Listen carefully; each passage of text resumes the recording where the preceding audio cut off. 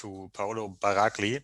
He's affiliated with the University of Pisa, working at the Department of Veterinary Science. He has a long track record of publishing work on equine cognition, with his research focusing or ranging from spatial learning to recently mirror self-recognition and horse-human interactions. And today's talk will focus on the last part mentioned, so I'm happy to introduce you, Paolo. The screen is yours. Thank you, Christian. Can you hear me now? Yes, okay. Yes, we can hear you. Thank you very much. Also to the organizing committee. Oh, there seems to be some connection problems with the microphone, so there's an on-off. Oh, you can hear me? There was some on-off moment where we could not hear you. At least I could not hear you. Why? Now better. This appears to work. Yes. Can we try? Can we? Yeah, let's start. Yes. Okay. Okay. So I'm going to show my video. Can you see? Yeah, that works.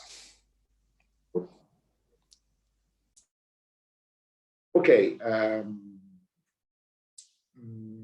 The frame of my presentation will be a little bit different because I tried to put inside several things, starting from a broad background, motion, going to what we are doing in the study of horse-human relationship.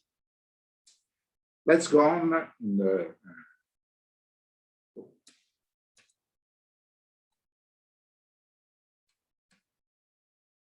I don't know why my slide doesn't. Okay. Well, starting from this question, what are emotions? Exactly, we don't know. Today, there is not an accepted definition of the word emotion across various scientific fields. The definition of a functional explanation of emotion varies depending on the way we are talking about neuroscience, psychology, or other. The situation is so complex that Ledoux only a few years ago suggested removing the word emotion from the scientific. And this happens in the human sphere. So we can easily understand how in animal the situation is even more complex, since we know animal cannot report the subjective emotional. Okay. Paolo, quick second. Is there any way that you can speak directly to the microphone? There seems to be some noise around, though people cannot hear you probably all the time.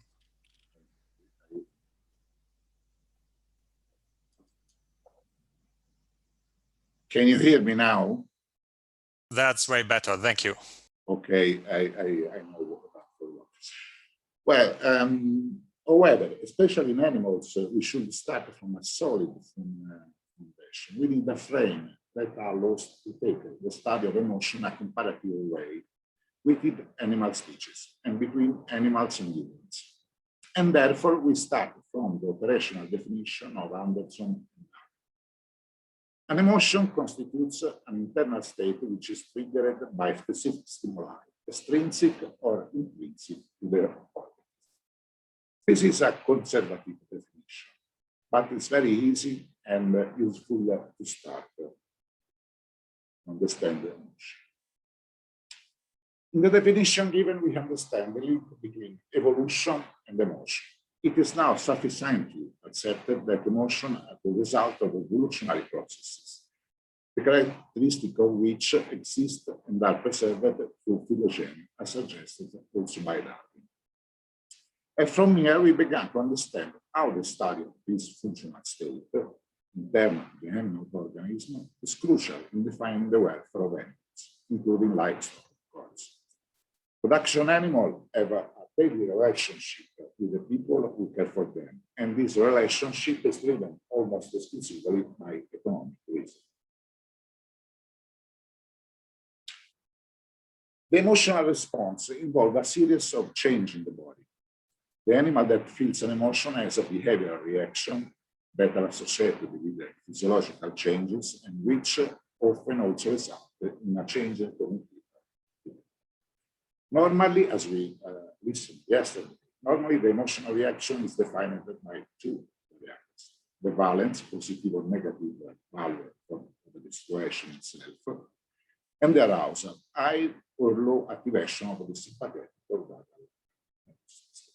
This two-dimensional representation of emotion is well known and used in animals. For example, the emotion detected during the reward behavior should have a positive value with a high sympathetic activation, while during freezing, we should have a negative valence and sympathetic activation. This is a frame just to give some example. Unfortunately, this two-dimensional representation of emotion seems to be too simple. It does not define emotion in all their aspects. It does not consider other variables involved in the emotional reaction. This variable included the gradualness of emotional involvement. The behavior and arousal of the animal can be different along the same emotional reaction. For example, the outcomes that develop in a context of fear can range from attention to the threat, freezing, up to escape, and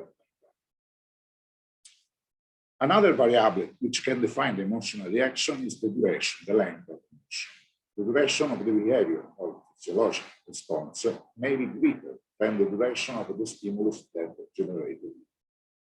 This aspect is very important in defining, for example, the stressful situation. The latter studies on physiology of stress indicate that one of the physical conditions underlying stress is the persistence of the alteration of homeostasis beyond the stimulus that can cause it. There is no definable boundary between the physiological response of emotion and what is called homeostasis. We should be aware of this concept. Finally, and perhaps more important for animal welfare, the generalization of an emotional reaction, which is the possibility that a certain emotional reaction occurs even in the face of stimuli that are different from the one that generated it. Very important examples in animals linked with cognitive involvement with well-being are the appearance of pessimism or optimism that are developed based on experience and the environment, but also reason data about anticipatory behaviors, also part of the generalization emotional reaction.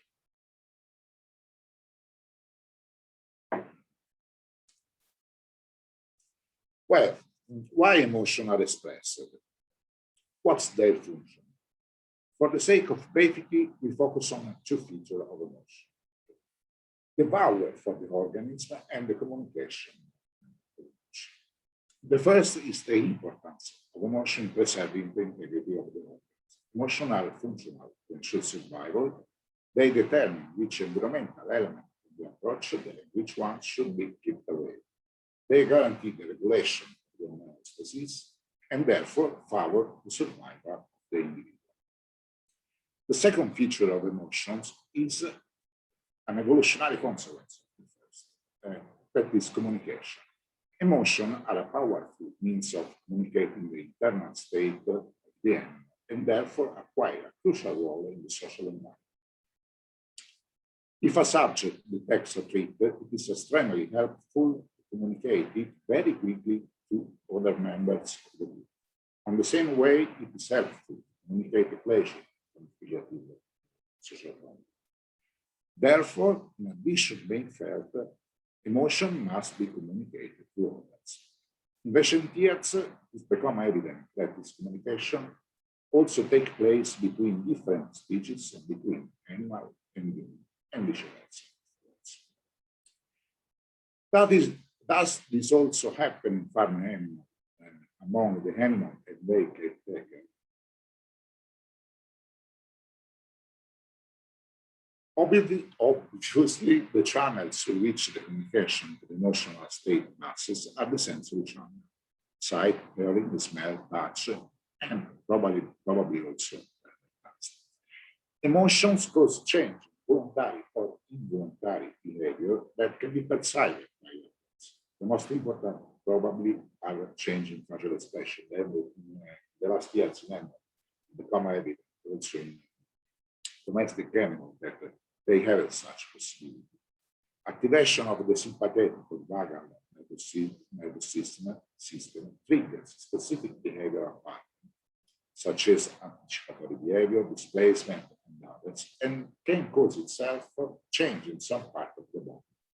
Diameter of the pupil, pupil of the crest of both poultry, weakness in the cheek in human, and many more.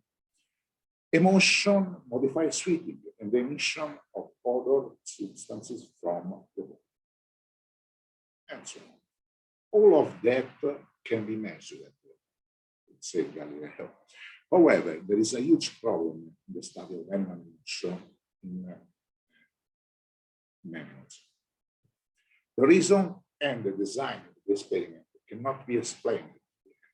An environmental situation, any gesture, any stimulus can trigger an emotional reaction in the animal.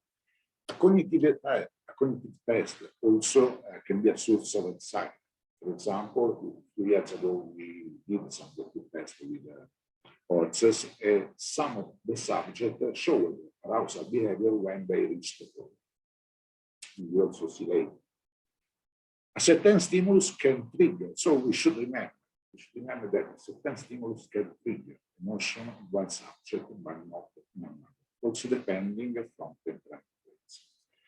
So if you want to approach emotion, it is crucial to use non-invasive tools and methods as much as possible, having in mind that emotion are subjective experience also.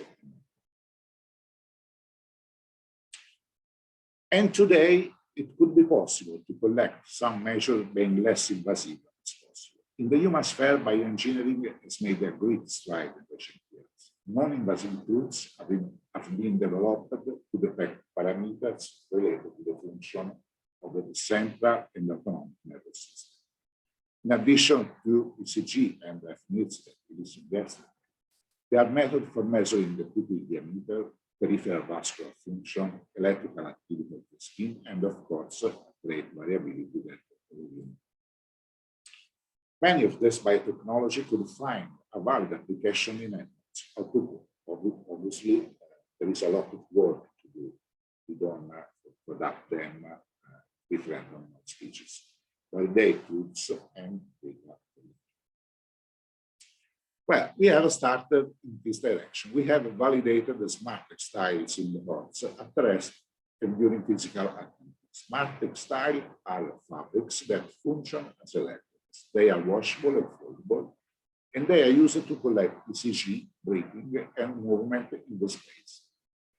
We also work to develop an algorithm, specific algorithm, that allows the ECG trace to be cleaned from movement, which is an important issue in animals, underlying the question of Diana yesterday. In addition, smart textiles allow to collect data on the electrical activity, which seems to be a very interesting parameter, because in humans, the electrodermal activity is specific of the sympathetic reaction, the sympathetic reaction. And we are planning to start some preliminary tests next week. Smart textiles are non-invasive technology. It is necessary to emphasize that the term non-invasive should be adapted to each species. Also, I use it where salt, plankton, and so on. So it has been easy for us to work with such kind of biotechnology. Other solutions might be better for different species. Bioengineering not only make available the hardware, but also the software, with the increase of the possibility to collect physiological data. A specific discipline of the bioengineering called signal analysis has developed. We know that heart rate variability can be assessed in the time and frequency domain. These are the standard parameters normally collecting such kind of information. But there are much more to be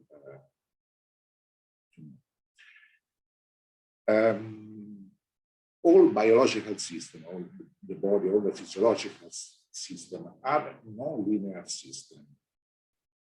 That is, they are systems where the sum of the single components does not make up the. So, these non-linear systems are better defined by specific methods of analysis called time variable non-linear analysis. You will certainly know the Poincaré representation, but there are others, including the measure of entropy of the system, that are interesting to use to approach such kind of analysis. Well, for example, we can study the interaction between human and horse, starting from the assumption that both horse and human are two complex non-linear systems, like the pendulum that oscillate at different frequencies, just to give an example. These two complex systems at a certain moment becoming compact. Obviously, their Cartesian variability varies a long time. If the two systems have some form of interaction, it is possible to verify whether their oscillation changes over time are described by mathematical analysis. For example, in our test, we used an algorithm called dynamic time warping, which calculates the degree of alignment the two nonlinear variables to change over time.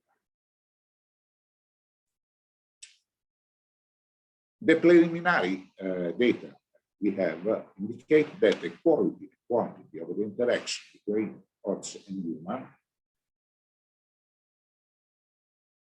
influence the mathematical coupling between the two variables. Obviously, in this test, horse and human have been carefully selected, considering their experience, psychological profile, training, familiarity, and so on. The application of modern biotechnology and adequate proper analysis of signals also make it possible to isolate and study the way that each sensory channel has determined the transmission. We know that the horses can distinguish between two-dimensional images of the face of people with different expression. But we can do more.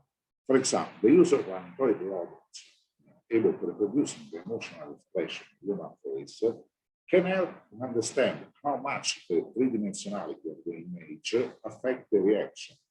Also, how low to isolate the visual channel, and also how low to define the importance of the dynamic of human facial expression. We did some tests, but results are still in progress. We are also working to analyze the olfactory channel. The olfactory channel is, as we know, the animal, the sense of smell, has a totally different development of function from human. The data, the preliminary data we have indicate we tested only 8 odds, so the sample is very low. But we obtain an indication that the autonomic nervous system is affected by the smell of the horse while they are smelling the odor of human fear or madness. Just to summarize, an adequate analysis of the signal can also help to classify the behavior, because this kind of bioengineering approach allows to have a parallelism between behavior and physiological data. So the link between the physiological reaction and the behavior can be done in an easy way. We believe that bringing this technology into the relationship between keepers and livestock on farm could provide additional information about their emotional state. maybe answering the question, the slide, but even also other. And there is no doubt that implementing the information can help to improve animal welfare and production. So the frame we propose is to apply non-invasive biotechnology really developed in human in a farm environment, livestock. But it's necessary to underline that all phase biotechnology should be validated, strongly validated. But also, given that the conceptual difference between animals and humans, isolate and analyze the contribution of each sensory channel in the interspecific transmission of emotion to better understand how emotions are communicated between caretaker and livestock. And then finally, of course, the study of emotional interplay between caretakers and farm animals during the interaction. There are other frontiers that should be explored in animals. Emotional trigger the central nervous system, and they assume that the autonomic nervous system is truly autonomous to not be covered. In human, is going on the analysis of the brain-earth dynamics, so what we call the brain-earth axis. Anyway, just to end, the emotion felt by animals on farm could be highly influenced by what people around them feel, and vice versa, of course. Considering the biological rules of emotion, a holistic approach to the study of animal welfare would be extremely important, and emotion, we should remember that emotion are holistic outcomes of the interaction between the animal and its environment. Some reference specific for emotion, for the magic word of emotion, and thanks for your attention. Thank you, Paolo, for the interesting talk. Unfortunately, I think the echo never really vanished. So I hope everyone was able to follow the presentation and the slides. We're happy to take questions on the presentation.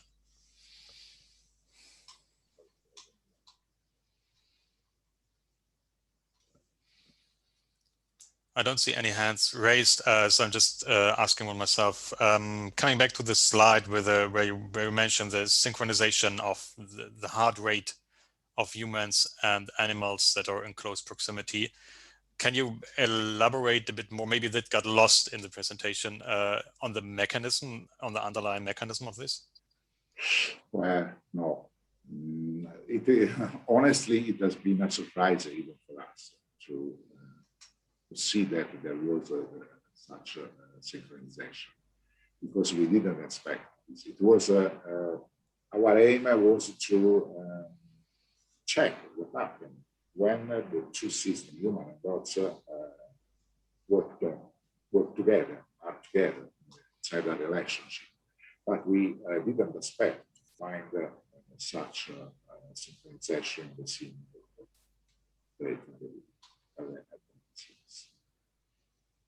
Okay, thank you, Paolo. I think Jan raised his hand next. Yes, I've got a question regarding the same slide. And there's one study from some guys from Japan, I can't remember the name, who showed that the heart rate variability and the ECG in general between two linked experimenters goes more and more synchronized over the time under certain circumstances. Don't want to mention the details. It seems that you found something similar. Is it a continuous process? So if they are synchronized, do they stay in a synchronized way for a certain amount of time? And what do you know about the influencing factors? Does any human can be synchronized with any horses, or depends on the relationship the human and the horse have? Well, the topic is very complex, because when we see this data, these results. We know that in human, when, for example, two players who sing sound the same music, the physiological reaction tend to be the same. What is unclear to us, still unclear to us, is which is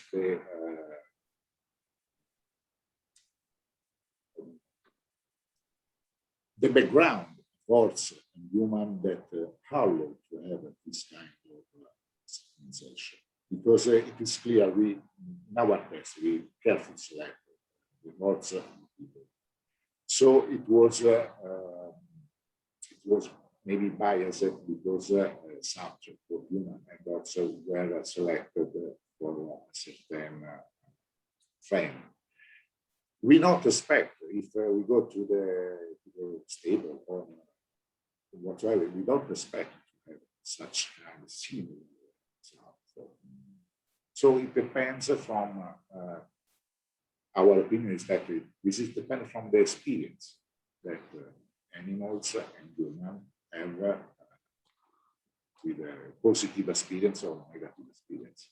Maybe such synchronization should be more linked to positive experience.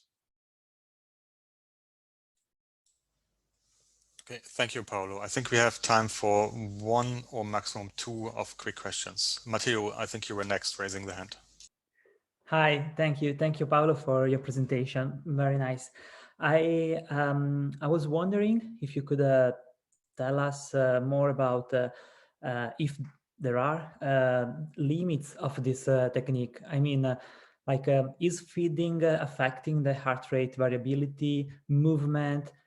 Which condition would be better to record this measure? If you can explain us. Thank you. Yeah, of course.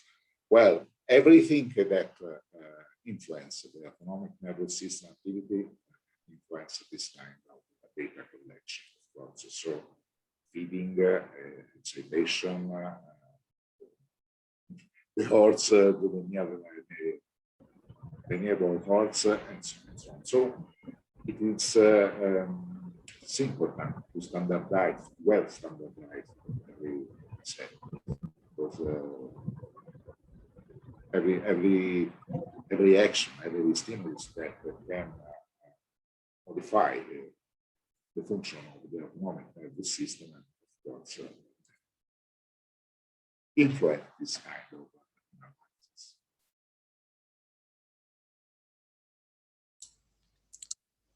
Thank you. Constanza, if you have a really quick question, otherwise you might preferentially ask this in the roundtable later. I try to make it fast. Ciao, Paolo. Paolo, did you ever consider to test including a third species as well? Because you said emotional expression should have evolved through phylogeny. So would this be also an option to make a triadic observation, like, for example, horse, dog, human? Well, we are thinking about it.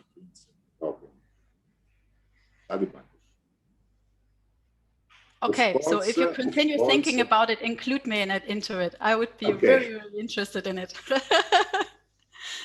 Of course, the link, the experience of horses along with the domestication may be probably influencing this kind of results.